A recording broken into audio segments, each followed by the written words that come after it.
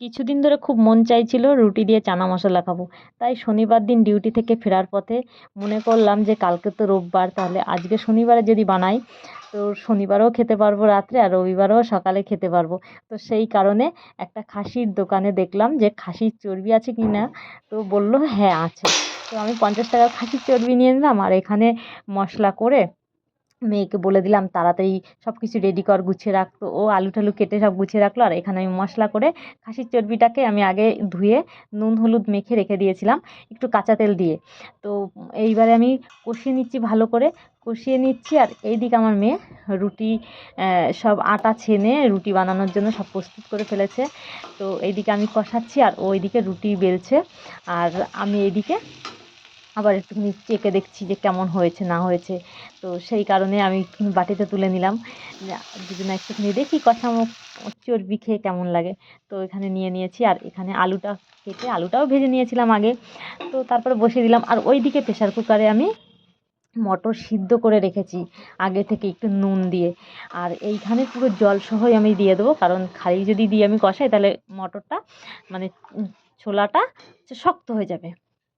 তো সেই কারণে আমি জল সহই দিয়ে কষিয়ে নিলাম, কারণ হালকা উষ্ণ গরম জল থাকবে, শক্ত থাকবে না, নরম নরম বেশ ভাব থাকবে। আর এইদিকে আমি দেখো টেস্ট করছি, যা দারুণ লাগছে না খেতে। তো বন্ধুরা, আমি যেরকমভাবে বানালাম তোমরা এরকম বানিয়ে খেয়ে দেখবে, দারুণ লাগে কিন্তু। বছরে দু একবার খাওয়া যেতেই পারে, তাতে কোনো অসুবিধা হয় না। আর আমার মেয়ে এখন রুটিবেলায় অনেক অভিজ্ঞ হয়ে গেছে। আগে যেরকম ইন্ডিয়ার ম্যাপ বানাতো, তো এখন আর সেই ইন্ডিয়ার ম্যাপ হয় না, এখন পুরো গোল চাঁদের মতোই রুটি হয়। তো এখন অনেক কিছু শিখে গেছে, রান্না বান্না অনেক কিছুই রান্না করে। আমিও যখন সব কিছু করতে পারি না, ও তখন করে দেয়। সকালে মাঝে মাঝে রান্না করে, রাত্রেও আমি মাংস টাংস নিয়ে আসলে পরে ও রান্না করে। তো এখন খুবই সুন্দর রান্না করে।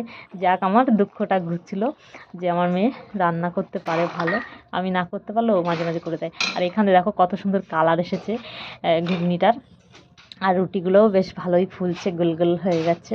তো রুটিও ভাজা হয়ে গেছে আমার, আর এইদিকে তরকারিটাও হয়ে গেছে, মানে মাটন চর্বি দিয়ে চানা মশলা, দারুণ লাগছে খেতে। আর এখানে শাহি গরম মশলা দিয়ে দিচ্ছি, যাতে মানে ছাগল ছাগল গন্ধটা না আসে। তো সেই কারণে ছাগলের গন্ধটা ঢাকার কারণেই আমি এটা ভালো করে বেশি করে গরম মশলা দিলাম। আর এখানে দেখো নামিয়ে দিয়েছি, আমার পুরো রেডি হয়ে গেছে। তো এখন খাওয়ার পালা। যে যে পছন্দ করো কমেন্টে জানাও, তাহলে তোমাদের জন্য সুযোগ দেওয়া হবে, তোমাদের জন্য এক প্লেটে রেখে দেবো।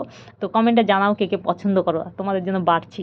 তো চলে এসো আমার সঙ্গে, একসঙ্গে আমার এই রাতের ডিনারটা সারা যাক রুটি আর চানা মশলা দিয়ে। তো এখানে আমি বসে বললাম খেতে।